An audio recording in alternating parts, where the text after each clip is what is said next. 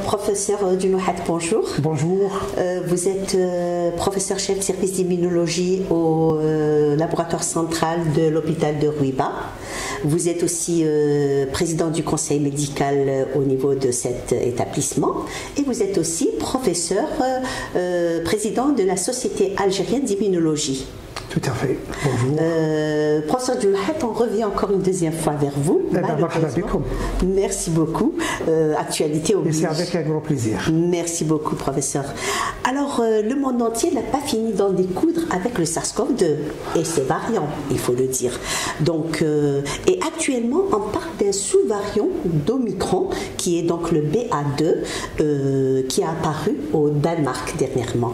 Donc, professeur, est-ce qu'il, d'après vous, peut-il encore déclencher une nouvelle pandémie?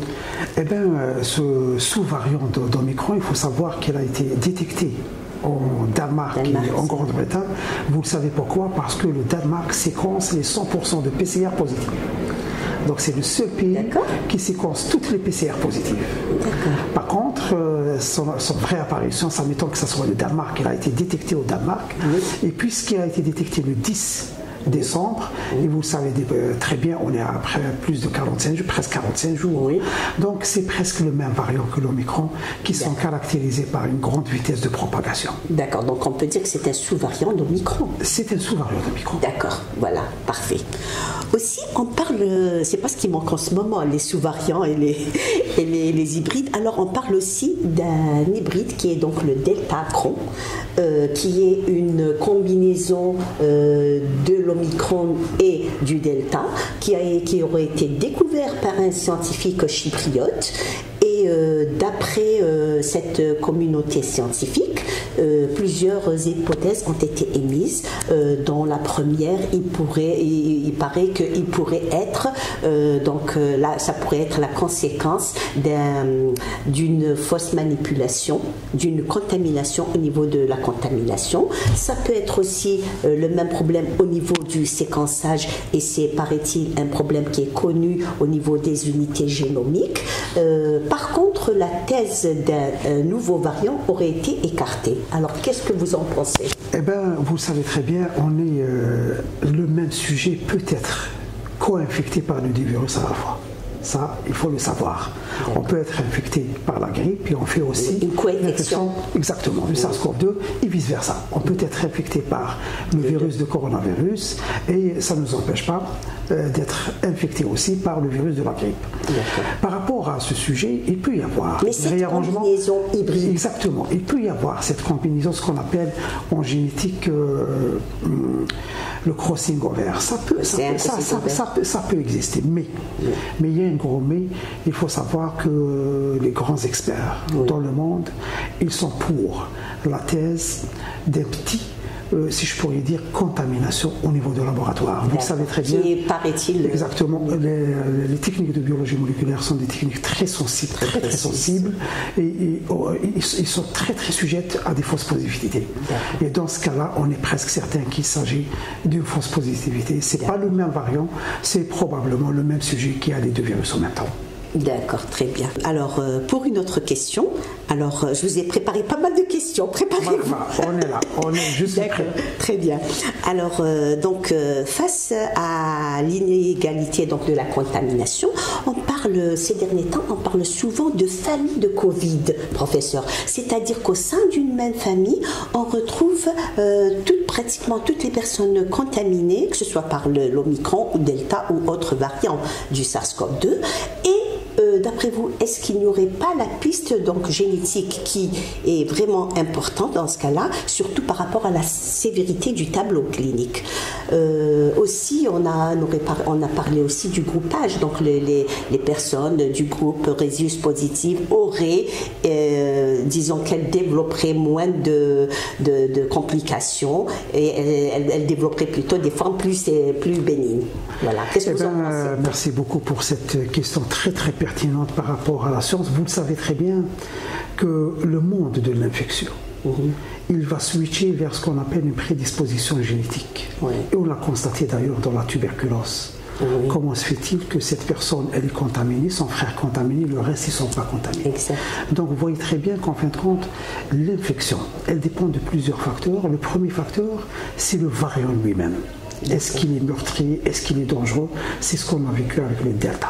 Oui. Et le deuxième facteur... La particularité du virus. Exactement, lui-même. Le deuxième paramètre qui me semble très très important, c'est le fond génétique de chaque personne. Il y a des personnes qui peuvent répondre et résister bien, et d'autres résistent moins. Oui. D'ailleurs, c'est pour cette raison... On prend avec les immunodéprimés, par exemple. Exactement. Soit les immunodéprimés, il y a aussi une grande partie de ce qu'on appelle l'immunité acquise et l'immunité innée.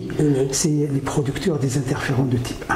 Et c'est la première. Exact, c'est les premières heures, juste après l'infection virale. Oui. Et donc, on peut éventuellement conclure que l'expression de la maladie, c'est la conséquence principalement de variants et de fonds génétiques de la personne.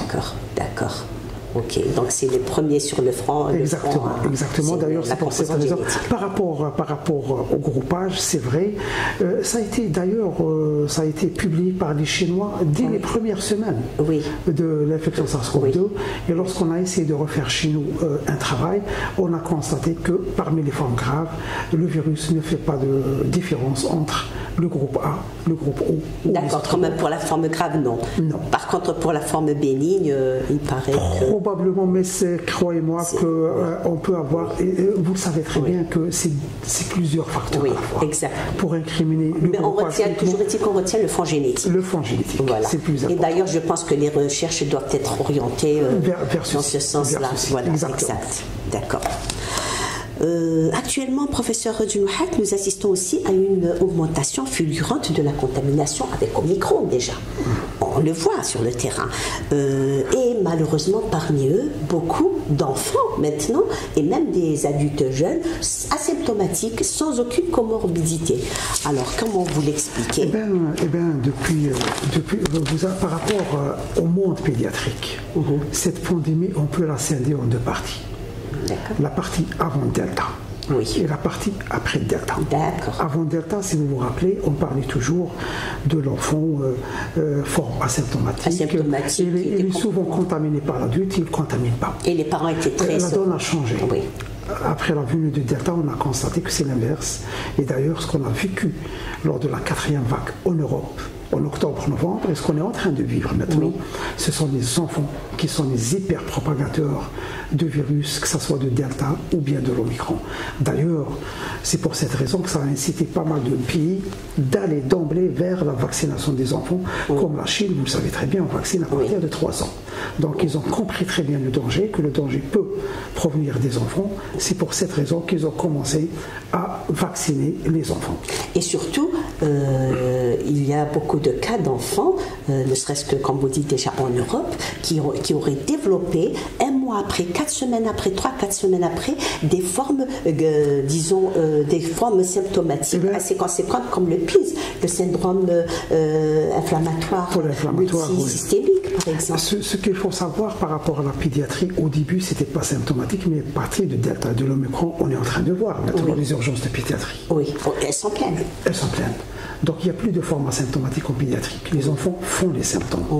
Et je vais vous dire une chose très très importante. Aujourd'hui, notre légiste, elle vient de faire l'autopsie d'un bébé de 16 mois, qui est décédé par une fièvre à long cours, étiologie inconnue.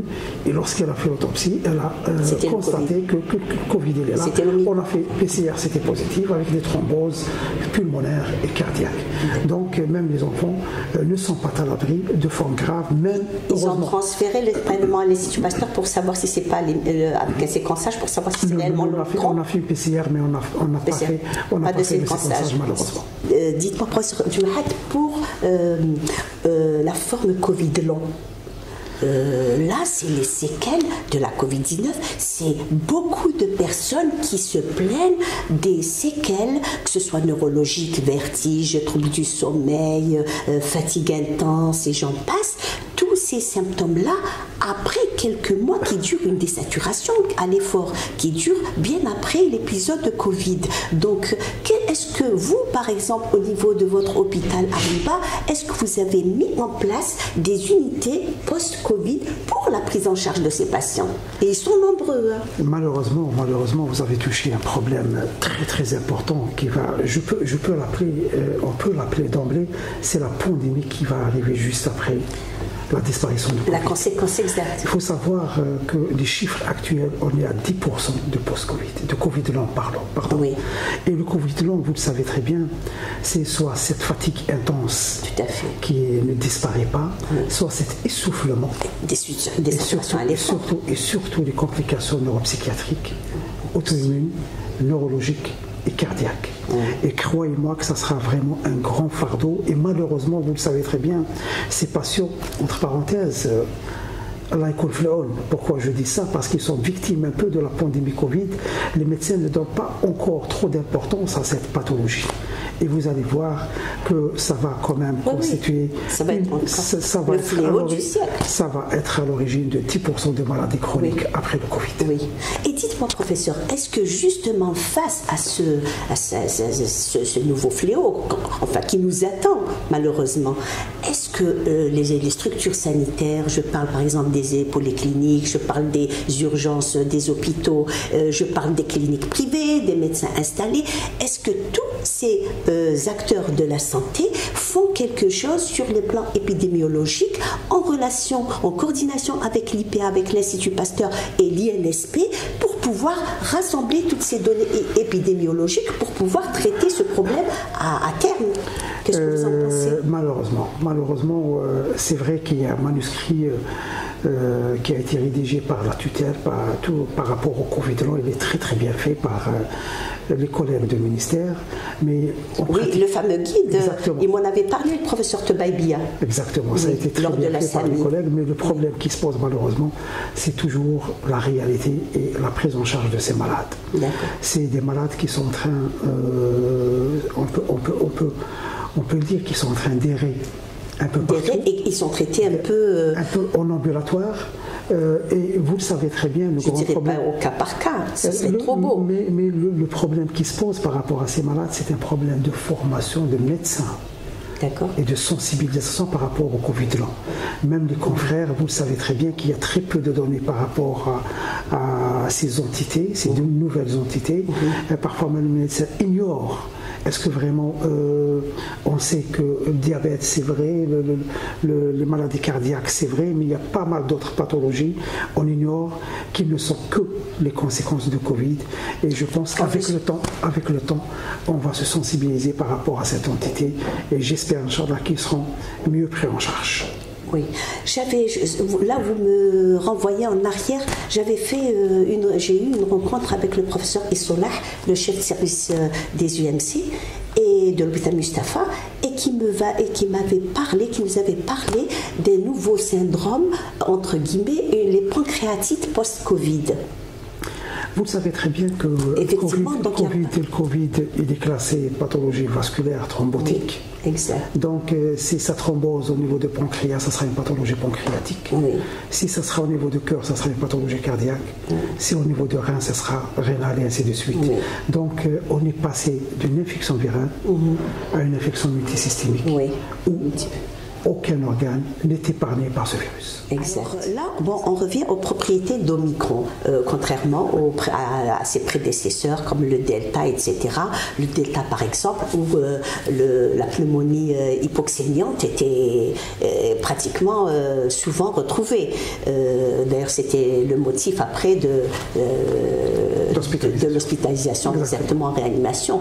Mais par contre, pour Omicron, de par sa contagiosité, qui est très très importante, Omicron a plutôt des signes qui rappellent un petit peu le syndrome grippal. Un petit peu, il toucherait la sphère ORL. Donc, qu'est-ce que vous en pensez? Est-ce que vous avez des études en ce sens? Oui, il y a beaucoup d'études qui ont été publiées qui ont montré en fin de compte que l'affinité de l'Omicron, il a plus de 70% d'affinité de vitesse de contaminer la voie respiratoire haute. Heureusement qu'il ne descend pas trop, mais il y a un mot très très important, et j'insiste sur ceci, il faut faire la différence entre pas virulent et moins virulent. Oui. Donc on est dans un virus qui est beaucoup moins virulent. Voilà, mais n'empêche qu'il y a des hospitalisations. Mais pas virulent.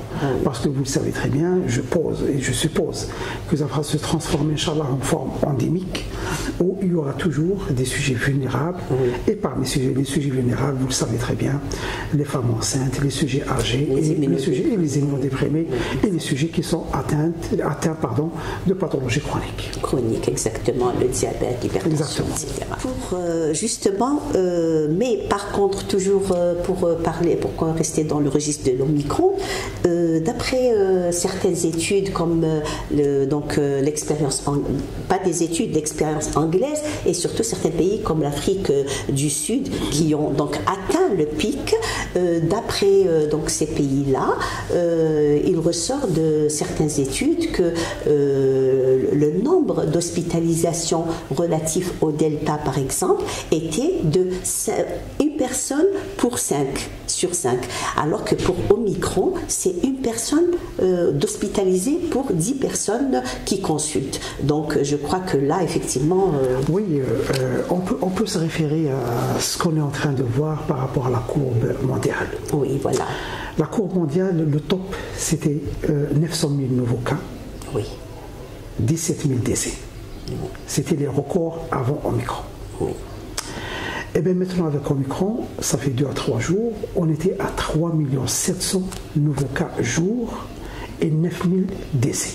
Ouais. Donc on voit que le nombre de nouveaux cas a été multiplié par 5. On augmente alors que le nombre de décès est divisé par 2. Exactement, donc on peut éventuellement dire qu'on est en face d'un variant 10 fois moins meurtrier, moins virulent par rapport au variant Delta. Oui, tant mieux. Alors, pour une autre question, vous avez parlé tout à l'heure de co-infection. Effectivement, on peut avoir une grippe tout en ayant l'Omicron, par exemple. Rien n'empêche d'avoir les 2 variants de SARS-CoV-2 en même temps. Exactement, c'est-à-dire le Delta et l'Omicron en même temps. Ils cohabitent. On peut avoir, pas cohabite, mais ils peuvent infecter les 2 en même temps. Disons que...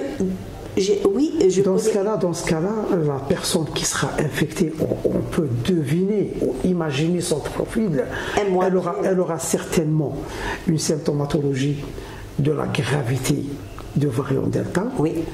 Et cette personne aura la capacité de propager le virus par rapport à celle d'Omicron. Oui. Donc, c'est faisable, c'est possible. Pourquoi c'est possible? Parce qu'on est en train de vivre une vague mixte. Oui. Une vague mixte de Delta et de l'Omicron, et rien n'empêche d'attraper les 2 en même temps. Actuellement, quel est le virus, le sous-variant, le variant majoritaire? Majoritaire, je peux vous dire qu'on est à quelques jours de 90-100% d'Omicron. On est à plus de 70% d'Omicron. On le voit sur... D'ailleurs, vous le savez très bien que tout le monde est malade. Exactement. Il n'y a pas une famille qui n'est pas atteinte. Il n'y a aucune entreprise où il y a au moins 50% de son effectif qui est malade. Donc, on peut un peu imaginer. Et d'ailleurs, il y avait une déclaration de notre ami, Dr Mizi, le président du syndicat des laboratoires privés, qui a déclaré hier que chaque laboratoire privé est en train de diagnostiquer entre 90 et 100 SARS-CoV-2 positifs par jour. Donc on imagine un peu l'ampleur de nouveaux cas. Heureusement, Dieu merci, que le nombre de cas graves et de décès ne marche pas trop avec le nombre de nouveaux cas. Oui. Et là, vous allez nous mener sur un autre maintenant terrain, professeur Djinouhad. Oui. On va parler de l'immunité collective. Alors, sachant que pour moi, l'immunité collective n'est pas aussi importante et durable et solide que l'immunité post-vaccinale, déjà. Donc, parce que là, si vous êtes d'accord avec moi, l'immunité sera différente par rapport... Elle sera différente. Elle sera différente. Lorsque l'immunité elle est acquise par l'infection et par le vaccin, elle est différente. Ce qu'il faut savoir, scientifiquement parlant... L'infection plus le vaccin, c'est très bien. C'est très plus durable. Mais avec l'infection, toute seule, elle est plus robuste qu'avec le vaccin. Vous croyez avec peut-être la forme sévère alors? L'infection naturelle, elle immunise mieux.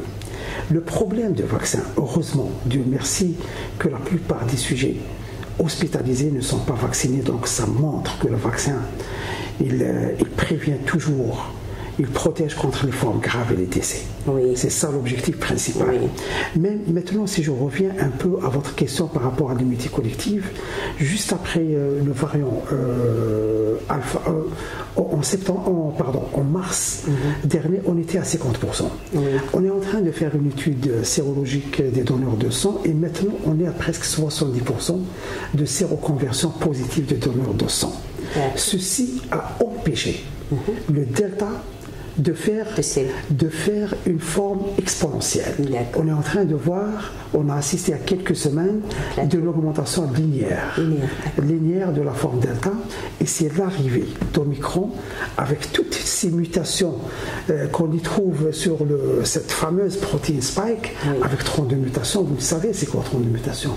Donc il y a des conséquences de la forme. Bien sûr. Donc il y a une baisse de l'efficacité de la vaccinale, ce qui est à l'origine de cette augmentation inimaginable et la propagation de l'Omicron. Mais quelque part, cette mutation, elle nous a un petit peu arrangé dans la mesure où la sévérité... Heureusement qu'on n'est pas en face d'un variant sévère. Sinon,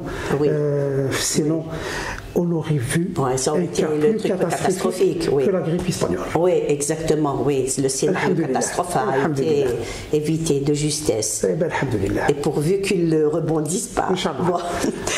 Alors, professeur Djinouhat, en parlant de la protéine spike, vous venez de parler de la protéine spike. Moi, je travaille avec des tests antigéniques de mon laboratoire, dans Précision. Sur le terrain, je peux vous certifier que ça fait depuis le début de la pandémie, depuis que les tests existent en Algérie, que j'ai commencé à travailler avec. J'ai dépisté des milliers de personnes et tous variants confondus. Et là, maintenant, arrive la vague d'Omicron. J'ai continué à tester mes confrères, mes collaborateurs, les personnes dehors, etc., les malades et tout. Et sur le terrain, j'ai noté que le test Précision est très fiable. Alors, vous, en tant qu'expert, qu'est-ce que vous en pensez? Vous savez très bien, on a expertisé au début ce test Précision. Au début, lorsqu'on a commencé à faire les tests antigéniques, et on a constaté qu'il a une très bonne fiabilité. Précision. C'était Précision avant l'Omicron. Parce que vous avez travaillé. Et maintenant, avec l'Omicron, on a quelques tests et on est en train de les utiliser. Ils sont toujours positifs. Pourquoi? Parce que vous le savez très bien, que Précision détecte la protéine N. De l'amylocapside. Et les tests antigéniques qui détectent la protéine N, ce sont des tests qui sont indiqués actuellement dans l'ère d'Omicron. Donc heureusement qu'il y a cette protéine N et qui peut, le test Précision antigénique qui détecte et l'Omicron et le non-Omicron. Et pour être honnête, on est satisfait des résultats de l'Omicron. Moi personnellement aussi, je suis très satisfaite. Tant mieux. Au moins que ça diminue un petit peu le nombre de contaminations quand on dépiste, quand on teste la personne. C'est ça, d'où l'intérêt du dépistage. Alors, professeur Djinouhat, là, en parlant toujours de dépistage, et donc, inévitablement, on va aboutir à la vaccination. Donc, monsieur le ministre de la Santé avait donc déclaré la dernière fois à l'APN qu'il y a à peu près 28% de personnes qui sont donc... enfin, le taux de vaccination a atteint 28%. Par rapport à la population qui a plus de 18 ans. Exactement, tout à fait. Qu'est-ce que vous en pensez? Est-ce qu'il ne faut pas encore continuer la vaccination, justement? Est-ce qu'il faudrait peut-être changer de méthode de communication? Parce qu'il y a eu beaucoup de désinformation dans ce sens-là, qui a donc poussé les gens à, disons, boycotter en quelque sorte la vaccination. Alors que les vaccins sont disponibles. Je pense que le ministère de la Santé, les collègues de conseil scientifique, et même les gens qui ne font pas partie de conseil scientifique, ils ont joué un rôle quand même, ils ont essayé de sensibiliser, de ne pas s'arrêter par rapport à la sensibilisation de la population, par rapport à la vaccination. Chose qui est certaine, la vaccination, la réussite de la vaccination, elle dépend de deux paramètres. Elle dépend de la conviction et des moyens de sensibilisation, et elle dépend aussi des décisions politiques. Vous savez très bien, en Occident, si on n'a pas obligé les gens à se faire vacciner, on n'aurait jamais atteint les 70 à 80%. Oui, c'est vrai. Et puisqu'en Algérie, vous le savez très bien, les autorités algériennes ont préféré garder cette liberté individuelle de choix par rapport à se faire vacciner, ne pas se faire vacciner. Je pense que 28%, c'est peu. Mais là, le gouvernement a pris une bonne décision, là, parce qu'ils ont décidé de vacciner tout le personnel enseignant. Ça c'est bien, c'est bien parce qu'en fin de compte, vous le savez très bien, maintenant c'est entre les enfants et les enseignants. Exact. Vous savez très bien que le virus maintenant c'est les écoles et les universités et les lycées. Et on est certain maintenant, heureusement qu'ils ont pris cette décision de fermer au moins pour casser un peu la courbe de chaîne de transmission. J'en suis certain que d'ici quelques jours, ça sera le pic. Et puis les gens qui n'ont pas été contaminés lors de la phase ascendante, c'est à leur tour de se contaminer lors de la phase descendante de la courbe. Je pense qu'il faut continuer à sensibiliser les gens. Et il y a le lobby anti-vax qui est en train de dire, vous voyez maintenant, qu'on soit vacciné ou non vacciné, tout le monde est contaminé. C'est vrai que tout le monde est contaminé, mais il faut aller vers les hospitalisés, les réanimations et les décès. Et vous allez voir que généralement, plus de 90% de cette catégorie, c'est la population non vaccinée. Oui, mais le problème des anti-vax, c'est qu'ailleurs, c'est des groupes qui sont structurés, qui sont connus et qui ont donc leur mot à dire et qui s'expriment même en public. Par contre, chez nous, les anti-vax, c'est un peu partout. Hein. Ce qui est désolant. C'est ça, je pense, la difficulté pour essayer de convaincre ces personnes. Je vais essayer de répondre et vous aller droit au but. Oui. Lorsqu'on part dans un centre vaccinateur, et lorsque le citoyen demande au médecin qu'est-ce que vous me conseillez comme vaccin, et le médecin lui répond j'ai pas fait le vaccin et aucun membre de ma famille n'a fait le vaccin. Donc il faut le dire, c'est pas éthique. Heureusement que c'est pas tous les confrères. Heureusement que c'est pas éthique, mais soyez certaines que c'est les confrères qui ont joué un grand rôle négatif par rapport à la réussite de la campagne de vaccination en Algérie. Professeur Djilouhat, alors pour la dernière question, d'après vous, est-ce que c'est la fin d'un long tunnel, disons on sort d'un long tunnel, ou bien on n'est pas encore à l'abri d'un autre nouveau variant? Je touche du bois. Voilà, vous le savez qu'on est en train d'apprendre avec cette pandémie, on est en train d'apprendre avec ce virus. D'ailleurs, j'aimerais bien revenir par rapport au test antigénique, c'est la première fois. D'habitude, le test antigénique, il est positif premier jour jusqu'au 5e jour. C'est la première fois qu'on est en train de voir des malades qui sont positifs leur test qu'à partir de 4 jours. Et symptomatologie d'abord, puis après 4 jours, 5 jours, parfois 6 jours après la symptomatologie, qu'on positive le test. Ça, c'est le premier point. On n'a pas hyperthermie, etc., céphalée, comme un petit mal de gorge. Après, plus tard, on refait le test et il est positif. Il est positif. Ça, je l'ai constaté aussi. Ça, c'est le premier point. Le deuxième point qui est important, généralement, on ne prescrit pas le test antigénique après le 5e jour. Et maintenant, on est en train de suivre une petite catégorie de nos confrères qui ont positivé le test premier jour de symptomatologie et jusqu'au 8e, 10e jour, le test antigénique est toujours positif. Donc, c'est un message à nos confrères. Il faut aller vers la prescription du test antigénique. Et le refaire quelques jours après. Moi, c'est ce que je prescris. Il peut percer, mais si on arrive tard, il faut prescrire même au-delà du 5e jour. On est en train de voir des patients 8e, 10e jour et le test antigénique est toujours positif. Maintenant, si on revient par rapport à l'avenir. Pardon, professeur Djilouhat, j'abonde dans votre sens avant de continuer pour l'avenir.